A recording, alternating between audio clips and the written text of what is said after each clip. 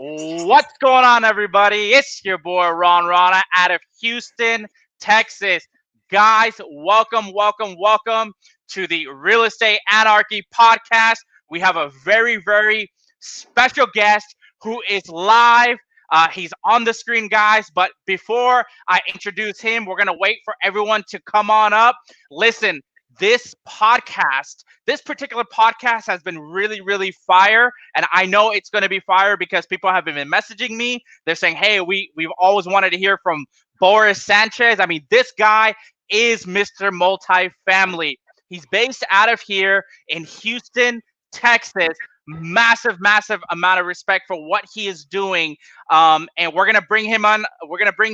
Guys, just shortly. Welcome to the Real Estate Anarchy podcast.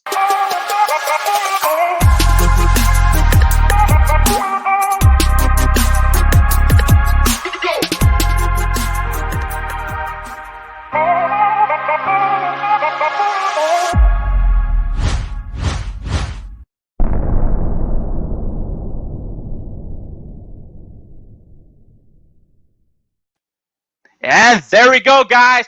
Boris, welcome to this very special, man. Thank you so much for taking out the time. I know you're a very busy man. Before we get started, I do want to give a big shout out to some of our sponsors. Without them, the show wouldn't be possible. You and I wouldn't be sitting here. So I do want to give a shout out to my guys over at Patent Title Company. Big shout out to them. We got Red Door Funding in the house. Quest Trust Company. I know you've done a lot of business through Quest also. If you're in multifamily, you must have done a ton of business through them. So, and then of course, wholesalingre101.com. Boris, welcome to the show. So let me give a little introduction about you. The more I say about you, I think the less it is. Over 600 plus doors, right? Over 600 plus multifamily units. You've brokered over $100 million of real estate. You are a true rags to riches story, sir. I'd love to welcome you to the Real Estate Anarchy podcast again. Tell our viewers a little bit about yourself and who you are. Thank you very much, Ron. I appreciate the invite, man. It's you're Mr. Real Estate Houston too, so I'm glad to be here. Absolutely. Like attracts like. We had the pleasure of doing a deal together last week. So we finally did a multifamily deal, and I can look forward to those Christmas parties, the Sandmore Christmas parties. So I remember last year when I messaged you, I said, hey, you were doing a Christmas party. You said, let's do a deal together. It's only for my colleagues and clients that I do deals with. So I'm like, I'm in. We're good. Let's do it. We gotta organize it. No problem. It would be honored to have you on. Sure. Thank you. So tell us about yourself. How did you get started in real estate? Why multifamily? Give us a little background of who you are. Thank you. Yeah. So I've been raised here. I'm originally Colombian, but I was raised here in Houston. Went to Pasadena Independent School District. And my family has been in real estate since about 2000. I started off in 2010 after I got out of school, my master's degree. Came back to Houston from London, and I started investing, and I started also helping in the mortgage world. I was a mortgage loan officer for a little while. Then the law started changing, and I started looking more into commercial. So while I was looking at commercial, I was also doing brokering loans, hard money loans for my clients, right? So I obviously started using some of those products myself. And I'm glad I did because, you know, it's actually been a blessing in my life. Now, 10 years later, you know, as you said, we've owned actually over 800 units now and growing. We have a team of over 21 people. In Sandmore Investments, and you know, we're just glad to and blessed to keep on growing. Awesome. So the traditional way somebody gets into real estate is through single family, and then you know how they say, I want to start out small, and then I want to go into multifamily. Did you do that, or how did you know, where did you get started? Where did you even think about doing multifamily? So yeah, I actually just started with one, just like everybody else. I did start with single family, but I did not like the options I was given. I did not like that single family actually kind of traps you into one strategy. That's the strategy of, you can buy a house for an investment, but then, you can either rent it or flip it or maybe owner finance it, but really it's just that, right? So I actually made a few mistakes. So obviously, I had the school of hard knocks. I never had a mentor or anything like that. So I just went into it myself, and I started, with one. I started with an 8-plex. That was my very first multifamily, and Wow. all I wanted to make was $1,000 cash That's flow. it. Well, you just That's wanted to it. make $1,000. That was I it. just I, I just wanted to make $1,000. Wow. And That is it ended up, being way more than that. Actually, I bought that property for $140,000, and using hard money, I also reserved $60,000 for the rehab, and all I came to closing with was just $10,000. 14 months later, it's obviously completely renovated. It's completely filled out, full of happy tenants. I go and sell it for $450,000, effectively making a $250,000 gross profit. So it was then that I realized, hey, you know what? I kind of want to do this for the rest of my life. Yeah, I would think so too, right? Make $1,000 at McDonald's or doing what you were doing versus make $1,000 in real estate. So how long has your journey been? How long have you been doing this? Because 800 units that's a lot of units. You're almost at about 1,000 units. I think you'll hit that probably by the end of the year if you keep buying properties from us. Shameless plug, right? So, Of course, with but, your help, we will get there. yeah. So how long did it take you to get to 800 units? I mean, it's taken me this long. It's taken me from the first one that was just 8 units. Of course, I've sold a lot. I've bought a lot. The nice thing, I was talking about options in investing, and the nice thing that multifamily and commercial can offer you is that it's just, unlike residential, where it's like people don't really like, buyers don't really like when it's rented, right? You kind of have to have it empty and staged and all that stuff if you want to flip. In multifamily, it's completely the other way around. They love it when it's completely full and maxed out, with rents maxed out. So that's what I liked. It's like, look, I'll put it in the market, and even if I don't sell it, then I can still cash flow. And that's the nice thing. So I liked having those options. I knew that I was gonna go different ways. So I've just been kind of experimenting really, and see how deep that rabbit hole goes of multifamily, acquiring 20, 50, 80 units at a time.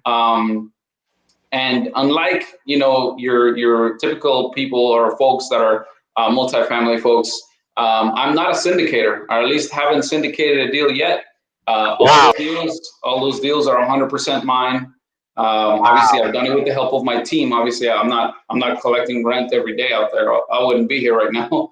But yeah, it's definitely, I'm the sole owner, and I promote active ownership with my people and with my clients and students. I not that I have anything against syndication. I think it's great, but I really think that at the end of the day, equity giveaway is more expensive than debt. Wow. That is a So huge gem alert. I'm going to throw that out there. So explain to us the difference between equity giveaway and the other route. So what do you mean by that? sure. What I mean is, in syndication, for the folks that don't know, it's like crowdfunding. It really is crowdfunding. There's a lot of laws, obviously, that you have to follow with with the SEC and accredited investors and whatnot. So there's first, obviously, the law, paperwork, and all that you have to go through. But it essentially is crowdfunding. And as you can imagine, for every person that comes in, you're going to offer them a little piece of that pie, right? Mm-hmm. I'm of the sort that I'm just not built that way. I would rather actually just get to work as quickly as possible in acquiring the property, and getting to work and doing what I'm doing. Actually, raising the rents myself, or using hard money or any other type of debt in order to use that debt in order to renovate the property, and then just kind of do it in my own style. So It's actually be proven to be very fruitful. I don't have 10% partners everywhere. And usually with these folks, by the end of the day, they've syndicated enough or they've crowdfunded enough. They only own 10% or less of the deal. So it's, why do that? That's like pretty much, okay, you might not have a boss per se, but it is, you have your investors that you have to go and serve and make sure that you're always clean cut with your reporting on point and everything like that. There are folks, and I can name them on here, there are folks that are very good at what they do. They're amazing, there's some very good guys in town. But I'm Let's a little let's different. let's give them a little shout out. Is this a nice shout Yeah, out? you know what? I'm having dinner with these guys next week. It's the guys from Disrupt Equity, Ferris, Yeah, Musa, Ben yeah. Suttles. They're amazing syndicators. They're very good at what they do. But Forest, business right? model is different. Yeah. I Yes. believe his name is Boris. Yeah. Great guys. They do a multifamily meetup out here in Houston. Also, when I was first starting multifamily, I went to a lot of their meetups. And that's a pretty good meetup, and it's free, right? Their meetups are free, so that's pretty cool. Yes. And then now you touched on a point where in the beginning where you said you were self-taught. Explain to me a little bit, because a lot of people think you got to go out and spend $100,000, because multifamily is a whole nother game, right? I speak to people and I said, hey, how did you learn multifamily? Well, I paid XYZ 100 grand to teach me. Wholesaling, we've got guys teaching, these gurus out here teaching the 40, $50,000 masterminds, right? And then Right. multifamily, that's a whole different ballpark. I have Yes. people tell me all the time, say, hey, I dropped $100,000 and I didn't do a deal yet. And I'm like, oh my God, that's crazy. Like 6 figures you're spending, you're pulling HELOCs, you're maxing out credit cards to learn this, and you haven't done a deal yet. So you're one of the few guys who really have earned his stripes in the city of Houston, not only Houston, but the nation, because you don't syndicate, but you're the real deal, man. You go out there and you lock these contracts down. You take down the property yourself, and boom, boom, boom, right? So in order for you to do that, how did you start? I know you didn't have any mentor, you said, and of course, if like I said, if you want to share a little bit nuggets with people of how they can get started, also, what are some of your favorite books? Let's go over that. Sure. So yeah, I just started by doing. I started with single family, and one tip I guess that I could give people that worked a lot for me was learn your financing first and foremost. Obviously, the structure of a deal is pretty simple, right? You buy, you refinance, or you sell. BRRR, right? Everybody knows that. But really, it's the financing that's the portion that really makes it work. That's like when you look at a clock, you look at a watch, you open it and you see all the cogs working. That's what really makes it work. The type of financing, the type of tools that you use. So I was fortunate that obviously my family was in real estate and doing mortgage, and I just kind of dug deep into that rabbit hole first and started brokering hard money loans, and then started using some of those tools. Whereas most people they start by maybe getting their license first, but really that's kind of when people ask me, hey, how do I get started? That's one thing that I'm not a big fan of, is actually getting your license. They're going to teach you the law. They're going to teach you how to fill out a contract, but they're not going to teach you, hey, look, this is how you finance a deal. Actually, you have to go and get a completely separate license if you ever want to be a licensed loan officer, right? So I started learning about actual investment loans, and I just started using that. Obviously, did the first one. I really blew it out the ballpark, almost accidentally. I didn't know about how to evaluate a commercial deal or anything like that. I didn't know the difference of how do you evaluate residential versus commercial. But I started reading appraisals, and I started just kind of doing, and that really, obviously it wasn't all roses. It was tough. I got my licks several times. I committed a lot of mistakes that I now teach my students not to do, and my clients.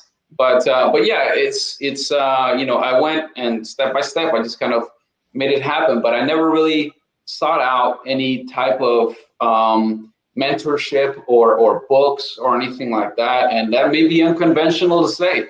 I know people are like, what are you doing? You're not reading any books. What are you doing? Just going out. But I did. And now I'm able to bring that knowledge forward. If there's one book that I can recommend is any appraisal out there. People message me. I'll send you appraisals if you want. Just read them. The actual ingredients to wealth are in there.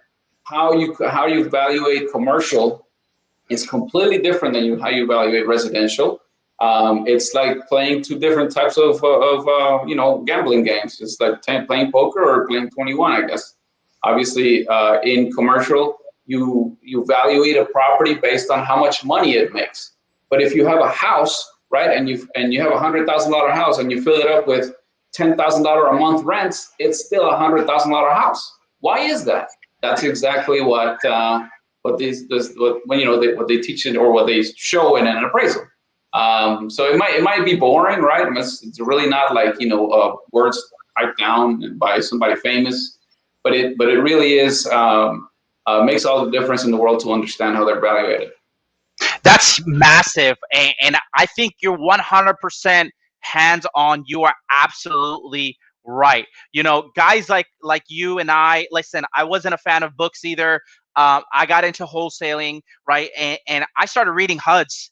What is a HUD? Let me learn what a HUD is first, right? So you kind of reverse engineered your goals, right? You reverse engineered everything. So you went straight to the appraisal. You're like, let me go read this. What is this? How do I, right? And that's phenomenal. Let's move a little bit now and let's talk about the current market, right? We're seeing during COVID-19, a lot of people some are afraid to invest in real estate in general. And then there's guys like you who are going out and buying everything on the planet. I mean, you're like the Elon Musk of multifamily, bro. Like you're just buying everything, right? I think that's the new nickname for you, the Elon Musk of multifamily. You're buying everything, right? Well, thank you very much. I actually look up to Elon Musk a lot, so that says a lot. But yes, COVID-19, obviously, my heart goes out to the families affected by that and the folks that are affected by it. Aside from that, yes, investments. We were talking about it in my office, and I talk about it all the time with folks. I've never been busier, it's maybe because I'm just making more moves, or because maybe somebody else is standing by the sidelines waiting to make a move while I pounce. But it's like that. We're moving. We're not letting any lead go cold. We're saying, hey, Rana just blasted out this deal. Let's really look at it. Or Marcus and Millichap, the big boys of multifamily in the United States. Let's look at that deal. So we're really just not letting any deal or any lead go cold. We're really going down and exploring and doing a deep dive on every single property. I have clients. Fortunately, I have clients that are still telling me, "Hey, how do I get in on that? How can I get in on that 4-plex, 5-plex that you have, or 20-plex?" We really broker it all. So yes, Sandmore does broker. We don't just own. We're broker shop as well. So we're able to connect our clients with the type of strategy that we take, which is the hard money, with bringing in as little money as possible, and being able to buy one of these properties. So yeah, that has actually helped a lot. That is phenomenal. One thing you said is, hey, Rana blasted a deal. Let's go take a look at it. Man, don't be looking at my deals. They're trash. No, I'm just kidding. That's not what people say around town, man. Actually, they're very good deals. Thank you. Knock on wood, right? Knock on wood. Let's do it. So I want to move on to the next question. We're getting great feedback. People are saying thank you for this podcast. So we appreciate you guys. Said thanks, Ron. This guy's the real deal. Absolutely. We got Andres who said you're very knowledgeable. Absolutely. Robert Kennan, a great friend of mine too. Right? He does a lot of owner financing. Right. I bought a 24-unit deal from Robert. Yeah. Oh, there you go. Yeah, Robert's coming over later on to my house. We're going to be doing hookah. We have a hookah mastermind, so he says you're the real deal. And then we got a couple fans out there. RG says, Boris, he's clapping for you. Good, we got good information, good stuff. So I want to move out to the next question. What type of marketing are you doing to acquire multifamily? Well, obviously, I just touched on that a little bit, but I think not letting any lead grow cold. I remember the way actually, Robert, the way I learned about the 24 unit was from Norberto. Shout out to Norberto out there too. Yeah, Robert he's had actually talked to part of. He's Norberto. coming over for hookah later on too. There you So go. That's Robert, perfect. hi. You see? And so, so That's he so had funny. actually Yeah. learned about it. He learned about it from Robert, and it was just like a word of mouth thing. It was. I don't think they actually ever meant to be anything material. Um, and it was saying, hey, look, this person knows this other person that has a 24 unit, and it's got this thing going on, and I just followed that lead, even though it may have been BS. I follow BS leads all the time, so it's not a problem. But for every BS lead, for every 10 BS leads comes one that may look BS, but it's actually very good, untouched by everybody else who might think it's a BS. No, but so it doesn't have to come. Multifamily doesn't have to come from LoopNet. It doesn't have to come from. It doesn't have to come from your favorite wholesaler or from your broker, your big broker. It doesn't have to come that way. It can come from any way. It actually can come from. I'm a big proponent of driving for dollars, driving around, and to this day, I think I just stopped by yesterday at a complex. It's like, well, hey, right, people might, I just stopped, and people behind me, cars behind me, were honking at me. I'm like, well, hang on a second, there's money here. I know it. So sorry about that, people. But yeah, so I don't let any lead go cold. My team knows that I'm forwarding emails all the time, forwarding from even hard deals, HAR, the multiple listing service here. So it's yeah, I would say marketing has actually gotten easier because now we're known as just multifamily folks, and that we buy a lot, and we have the lending to go with it. So it's actually gotten a lot easier, thank God. And we still get referrals from other owners to other owners that they know to come to us so we can buy their property. Awesome, awesome. And you touched a very important nugget there, driving for dollars. What do you look for when you're driving for dollars? Sure. Driving for dollars, obviously, people know it just literally is what it is. It's just driving around to see any beat up property. It doesn't have to be multifamily. It doesn't have to be a house. It can be a warehouse. It can be a shopping center. People, just drive around and look. You see these shopping centers that are completely empty, that look really good. I mean, stop. Get the address, write it down. Reach out to you, to Ron, or reach out to anybody that knows how to actually find contact information for these, and they will let you know exactly, like, okay, yeah, this is how. Let me reach out to them, and you never know, it might turn into something. This really is like, even for office. We were looking at an office building a few months ago that it was on the market, and we were looking to move our team over there, but it didn't materialize. But still, we came very close to it. It was an office building. I think we could have made it happen. We will make it happen just by driving for dollars. Awesome. So when you're driving for dollars, do you look for the traditional mold on the side of the building? Do you look for the tarp on the roof of the apartment complexes? Also, when you're driving for dollars, do you stop at the office and see how the management staff looks like? Is the main office a little trashy? Because we look for that whenever I'm driving for whenever I want to wholesale an apartment or a potential deal. I'll go into the front office and I'll see how well kept it is, because that'll tell you a lot about how these units are kept up too, right? Yeah, exactly. Yeah, I mean, driving around for just driving around. You might be going to somebody's house or something. Just stop real quick and write it down. You don't have to have the tarp on the roof. It doesn't have to be falling apart. It can really be just like a little bit of deferred maintenance that's obvious, or vacant units. We recently had a case where one of our clients actually completely renovated his property, but didn't fill it up because he just kind of didn't want to go through the headache of that. And he also got ill. So you never know. Even just stopping by and saying, hey, look, this looks like a really good property to look into. So let's just write the address down. You never know where it will lead. Awesome. So let's move into the different specifications of apartment complexes. We've got the A class, the B class, and the C class. What type of apartment complexes do you deal in? I deal mostly in the C class community. It's treated me very well. I've made some good money from it. Obviously, that's not to say that B and A are very good. Actually, I own a B class apartment complex, and but really for the type of asset or strategy that we take, that is value add, forced appreciation.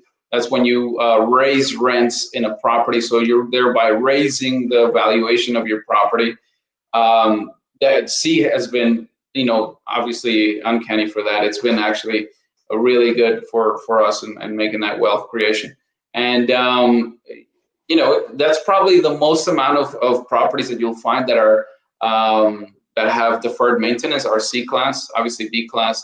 And for the folks that don't really know what the difference is, C class really is something that was built before 1980. 1980 to 1990, you'll find a lot of B class. 1990 and newer will probably be in the A class territory, and brand new, obviously, will be in A class. So yeah, East Houston, for example, is excellent for C class. C class, there's C class, and some might say D class everywhere.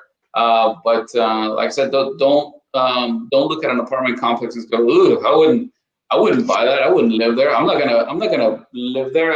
So I'm not gonna buy it. And that's completely the wrong way to think. That's the opposite way. The trashier it is, the more money it's going to make.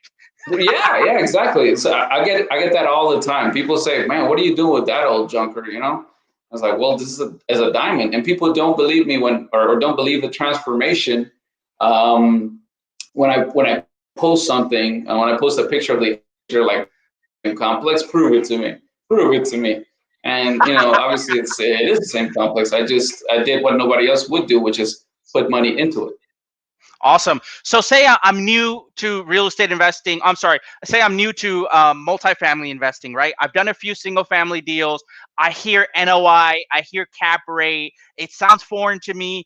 Could you go a little bit in detail of what do you look for whenever you're dealing in a property or in a deal? Sure. So for value add properties, so there's two different type of strategies when it comes to multifamily. That's turnkey or value add. Really, you don't have anything else. Through all the classes, it's still the same thing. Turnkey is something that's already renovated, something that's all you have to do is turn the key, like the name suggests. So what I look for when I buy value add, and that's really mostly all of what I buy. I just look for potential. You got to look for these $400 rents. You got to look for folks that haven't been raised the rent on since 1970, but also haven't gotten a new refrigerator since 1970. So obviously you can't blame them. So they obviously it's serving those people. Most people actually don't mind getting a rent raise as long as you're taking care of them. It's when those landlords, slumlords, that leave everything to the tenant. I remember so many complexes after Hurricane Harvey happened, the landlords would just say, "Hey, fix your own unit," and that's really not the mentality to have, especially if you're trying to provide people with a standard of living. So that's the type of property that I look for, something that's low rents or high vacancy. I wouldn't think of the cap rate when I'm buying a property, mostly because sometimes it won't make sense. Most of the times it won't make sense. A 32 unit complex that I bought in the east side had a negative 2% cap rate. It was losing money just with tenants there. But I still bought it, and people would say, "Wow, that's crazy! What are you doing?" Well, yeah, but now I bought that, for example, at 1.1 million. Now it's worth 2.9 million. Whoa, hold on. Go back to those numbers again. Oh, sure. I get a hard on for those type of numbers, man. Hold on, bro. Hold on. Tony, what's his name? Elon Musk in the house. Hold on. What was the numbers now? You bought it for 1.1. So it's a 32 unit complex on the east side. It's called the Monroy. It was called Bella Vista before. It's called the Monroy now. But I bought it for 1.1 million. It had 7 separate owners before me. and none of them had put any money into the property. They were just all looking for that cap rate, return. So yeah, I actually bought that one from a good friend over at Marcus and Millichap. And using hard money, I was able to reserve $500,000 for the repairs of this property. Thereby, I was all in at 1.6 million. About 10 months later, we had finished the renovation. It was a beautiful complex. I mean, you know, it went from looking like a dump, really. The siding was falling off. There had been reports of theft all the time, and people were unhappy with the lack of security at this complex. Well, we went in and you know, obviously we made it all very secure. 2 car gates, automatic car gates, full fence, a lot of wood accents, new siding. We made a central AC, and we filled it up. And we were not killing people on the rents. People were paying $400, $500 for 1 and 2s, or 1 bedrooms and 2 bedrooms. Now they're paying $700 and $800 for 1 and 2 bedrooms, which is still a good deal, especially That's still a pretty damn good deal. Complex. Yeah, in Houston, that's a pretty damn good deal. In Houston, exactly. And just because I did that, the valuation has now, and I just got the appraisal here a couple months ago, $2.9 million. Wow. So I was at 1.6, now it's worth 2.9. Man, I would take that trade off any day. 2.9 minus 1.6. I don't even want to calculate that profit. There's too many zeros there. I can't even, my mind won't even comprehend it. That's awesome, brother. Good stuff. So let's move on to the next question, right? So we talked about marketing a little bit. Where do you see the future of multifamily after COVID-19 kind of ends? Because we're kind of over that hump a little bit, right? Now we're getting over that hump. When it first started out, well, first let me ask you, what did you think was going to happen when it first started, the middle, and now that we're coming towards the kind of end of it, where do you see multifamily going for real estate? That's a very good question. So obviously starting out, I started thinking just like everybody else would, you know, it's not really going to be that big of a deal before the shutdown. And then during the shutdown, I was like, uh-oh, I just hope not a lot of small businesses fall apart. Otherwise, you know, tenancy starts taking a beating because people don't have jobs. It's really what I wasn't really concerned about the actual disease, which may sound bad, but I was actually more concerned for the livelihoods of people that were going to be lost by the shutdown and by the response to it, which is, I mean, I don't know how to, you know, don't ask me how I would have handled it. I probably would have obviously trusted my elected officials, but still, I was still very concerned about small business shutting down and jobs being lost. I still am, obviously, throughout this whole time. I was just surprised, happily surprised to see that it didn't end up happening as bad as I thought. We didn't suffer that many vacancies. I know I've seen a lot of people, a lot of peers of mine say, hey, we suffered a lot of 2-bedroom vacancies, 3-bedroom vacancies. You know, it's families that are compacting together. There's really 2 things that happen in a recession, and that is that people downgrade from like Class A, Class B, Class C, right? They downgrade rent to pay less. And also there's contraction, there's people moving in with each other. So we operating in Class C, we were operating like a kind of cheaper, affordable rent. But we still saw a lot of contraction. We went from 2 bedrooms being the hottest ticket, you know, the hottest type of property, type of apartment to have, to actually 1 bedrooms and studios being the hottest one. That was very surprising, but we've been kind of chopping away at that vacancy and actually filling up the vacant units. We were able to better respond to like price differences. For example, before we were looking at $950 for a 2-bedroom. Well, now we're looking at, you know, $900 or $890 or something like that. So we were able to kind of act quickly, and that's why I also like this business, by the way, apartments, is that you're able to respond quickly to the demand that is around you. Other type of commercial, like shopping centers, warehouses, office, it takes some time, right? It takes time for you to actually get filled up and fill up that vacancy. But in apartments, it's done pretty quickly, and that's another aspect of why I like multifamily. Awesome. So let's move a little bit towards that, right? Tenants and toilets. We hear it all the time, right? Would you rather be doing? I've had a guy tell me with multifamily one time. Listen, man, I'd rather be doing tenants and toilets for multifamilies than I would with single families. How true is that statement? Single family carries a lot of expense either for the tenant or for the owner. It depends on how you negotiate that rent. I know that obviously the bigger the family, the more damage a unit is going to take. Also, you have what's called economies of scale when you have an apartment complex because you're basically comprising or really condensing your expenses all into one location as opposed to all over town. So and you're still like I mentioned, the valuation.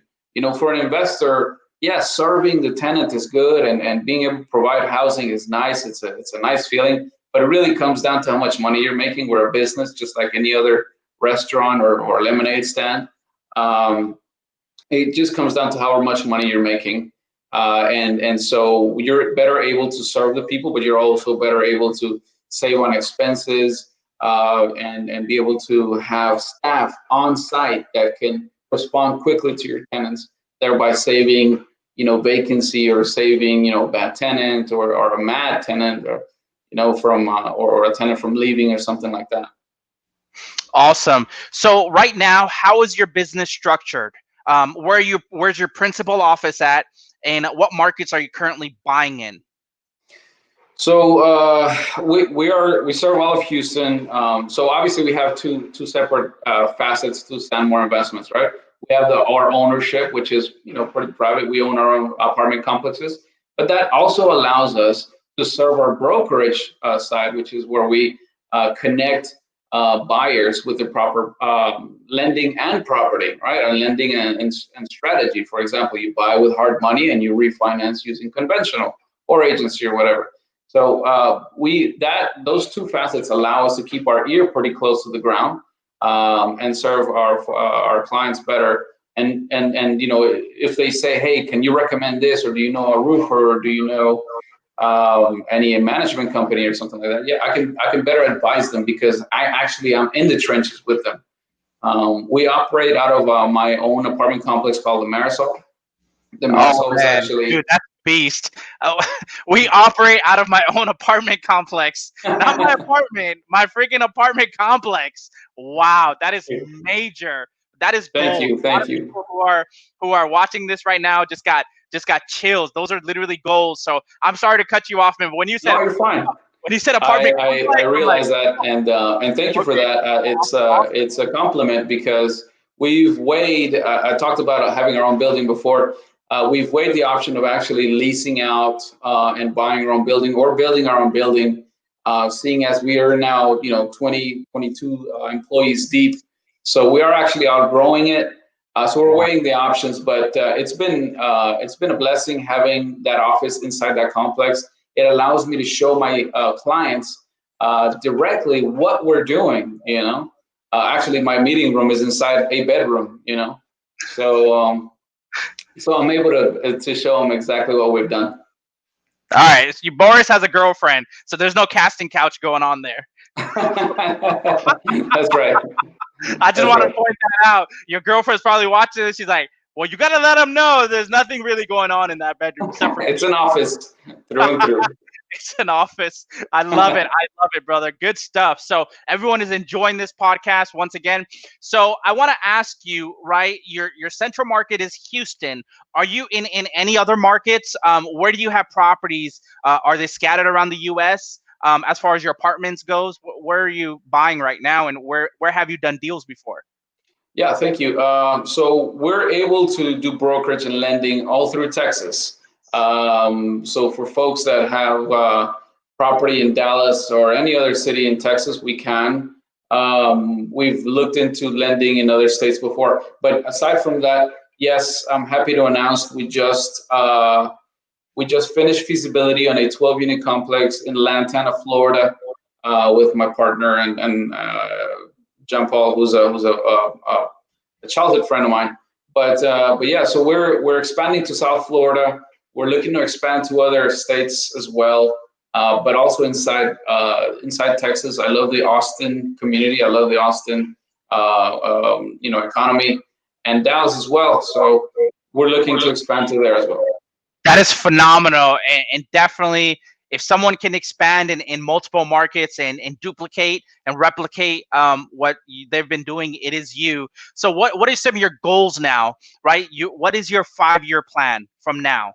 You got 20 employees. You own your own apartment complex, right? Do you want a Sandmore Towers, right? Like Trump Towers? What do you want to do eventually? Thank you. Well, I mean, just I would say that the next step is that now that we have outgrown our office in the Marisol, our apartment complex, I would say have our own building, probably a 2-story shopping center or an office building or something like that. Keep growing, keep acquiring property, keep educating folks that in ways that are just probably, or at least showing them other options than just passive investments. And not, you don't have to go with a passive investor. You don't have to partner up with folks. You can own your own buildings. You can own your own multifamily and run it the way you want to.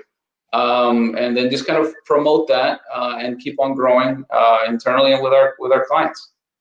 So you touched on it a little bit, right? Passively. A lot of people, when they get into real estate, when they get into multifamily real estate investing, they think the safest way is through becoming a passive investor. Can you enlighten the viewers a little bit about what is a passive investor? What do they do? And how do they make money in the deal?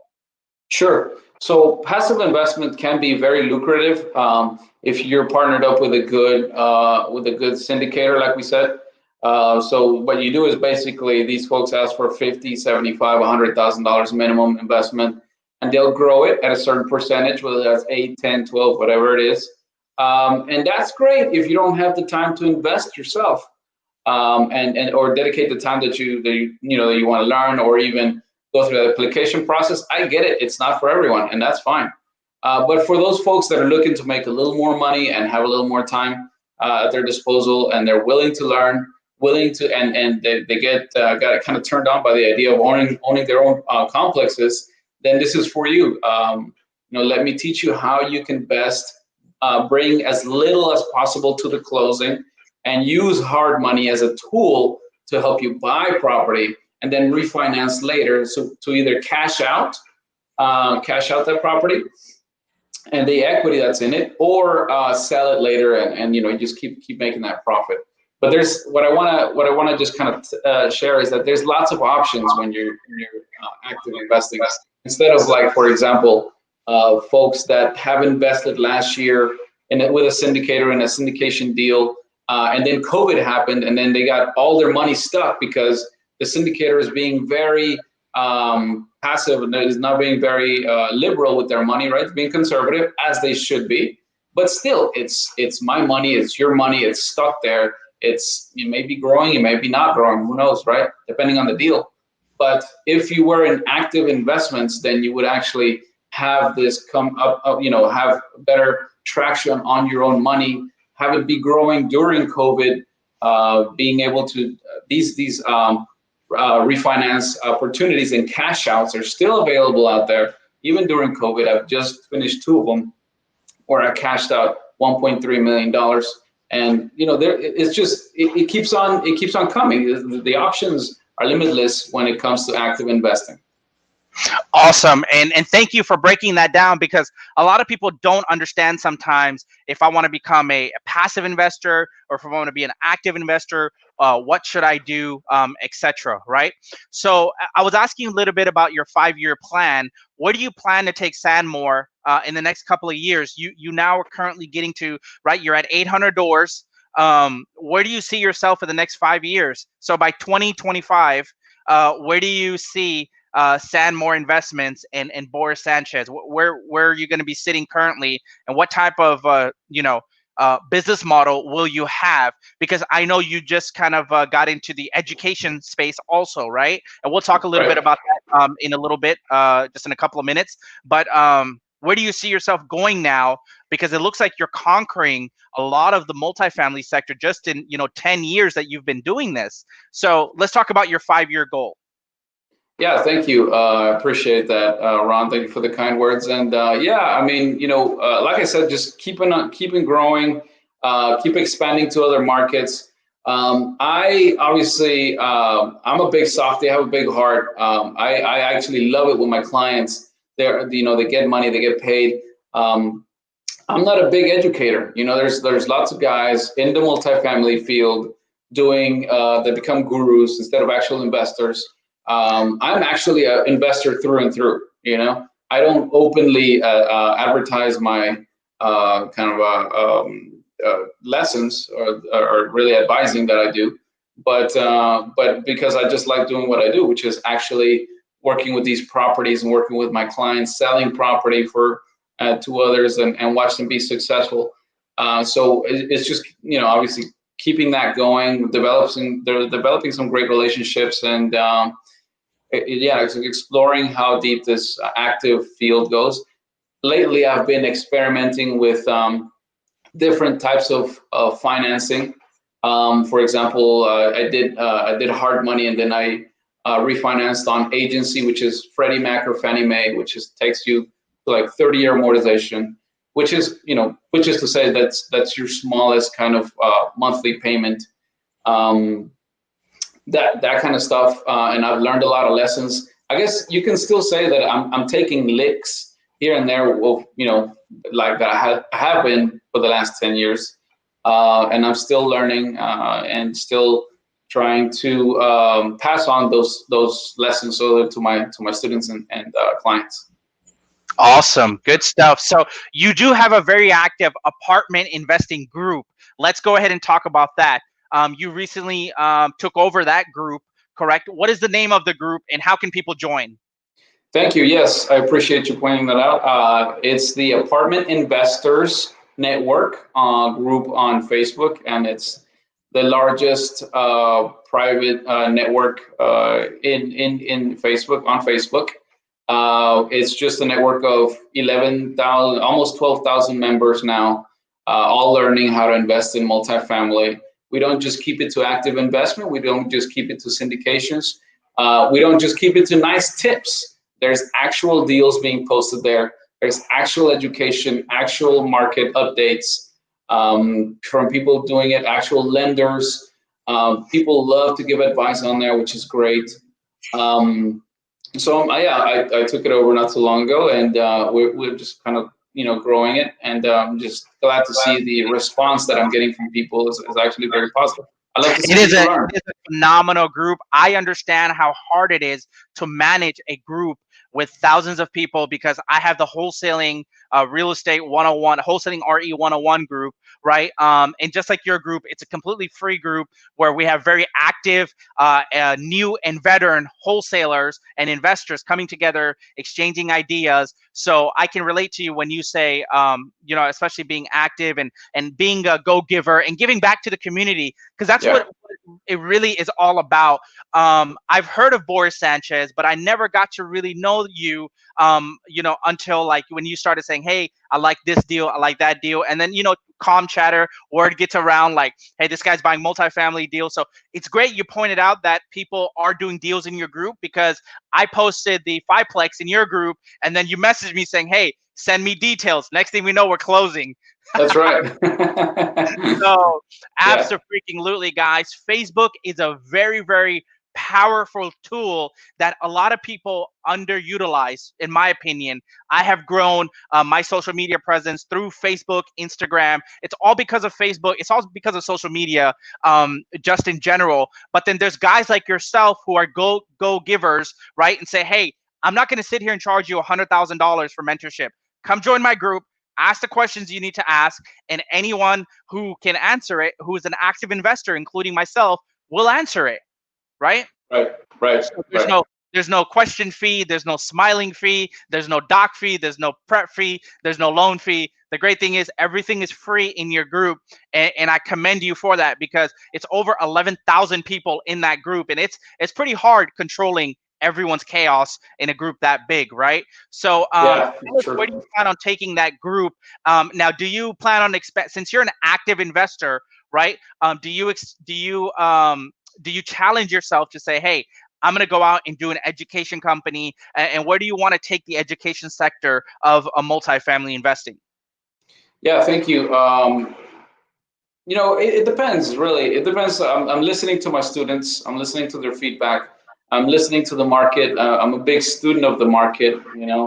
And so if I think if the demand is there for us to have a mentorship company, then I would love to. I know that we've talked about, and people tell me all the time, hey, you should start a podcast. You should start talking or having your own show or whatever.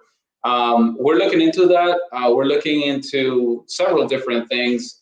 The main thing that I want to do is just be a little different. As you can probably tell, we're kind of breaking the norm here in multifamily by saying a lot of things that may be unconventional to some people, especially multifamily investors. So I kind of want to be different. I don't want to just have your same old, hey, buy my 12 CDs for 19.99 late night kind of stuff.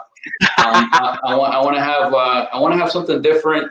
I've recently started posting a lot of just anecdotes or lessons from being an investor on my Facebook, and it's just quick text that you can read. And I like writing it, so we'll see how that goes. For now, obviously, like any investor should, I'm investing in myself. I'm investing in my company, my employees, and trying to grow, trying to employ as many people as I can during this pandemic. So it's just a matter of balancing everything out, acquiring more property, teaching others, showing my tenants how to make money in multifamily, and all that put together is my world. Awesome, awesome, good stuff. So you are currently buying right now. Let's not get this opportunity away. There were over 450 people who have tuned in live into this podcast. Are you buying right now? What is your information? You don't have to give your cell phone number out. I won't give your cell phone number out, I promise, right? But what information can you give so people can contact you and say, hey, I've got a deal going on. I'm working this. Do you Sure. also help newbie? People sometimes run into deals, right? And they don't know it's a deal or not. Something like kind of what we set up with Dispo My Deal, right? Where new wholesalers run into deals and they say, hey, I don't know what to do. Can you help me? We help them, bring the deal to the table, walk them through the entire deal. So do you walk new investors through deals also?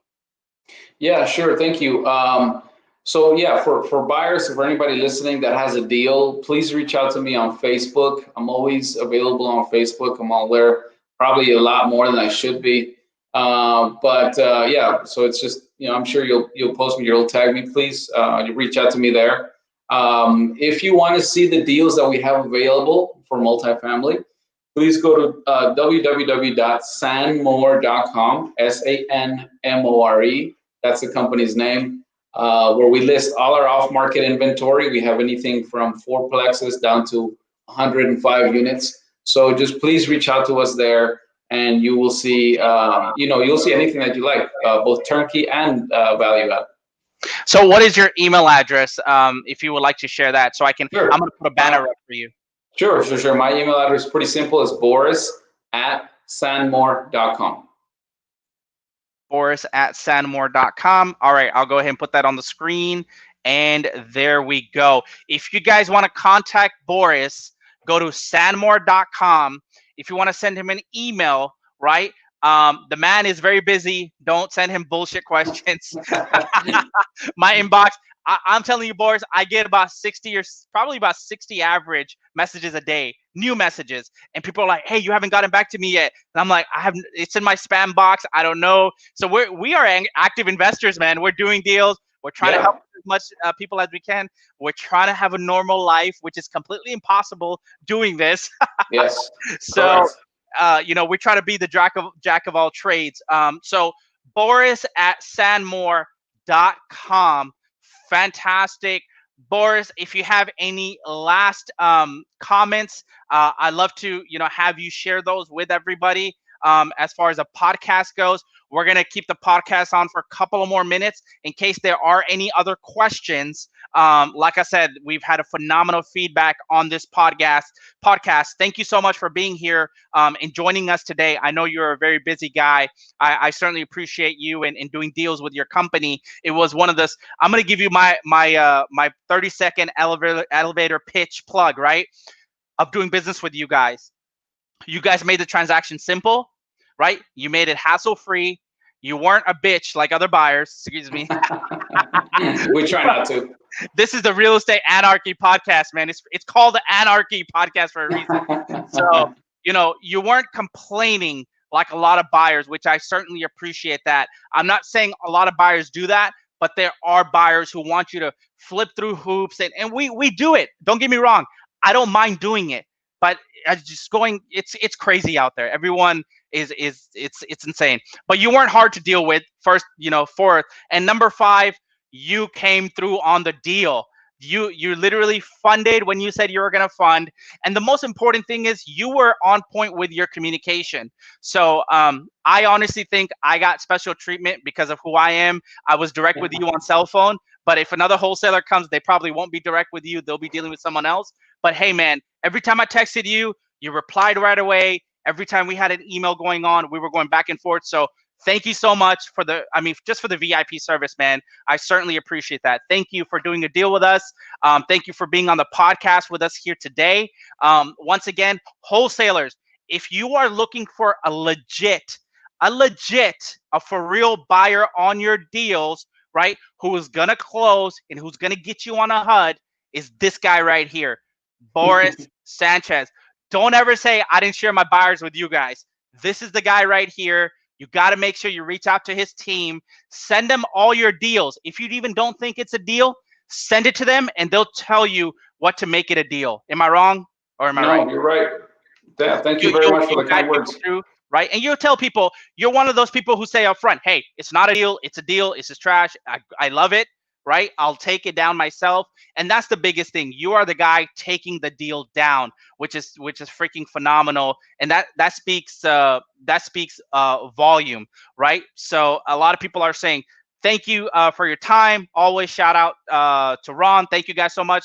I wanted to bring powerhouses like Boris Sanchez on board. So if you guys have enjoyed this podcast, make sure you like, make sure you share, make sure you spread the word out because we're bringing anarchy to the real estate investment business. Boris, what last words do you have before we log out?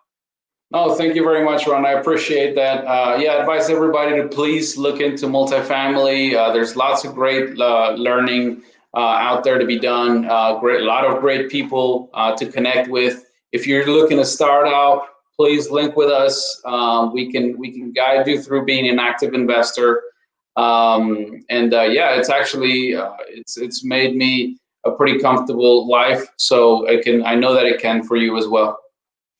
Absolutely. A very, very comfortable life, man. It's crazy. So I'm gonna we'll take this conversation offline, but I'm getting my private pilot's license. I'm ready to order a private like a 4-seater plane, but we're not. Hey, yeah. So all right, congrats.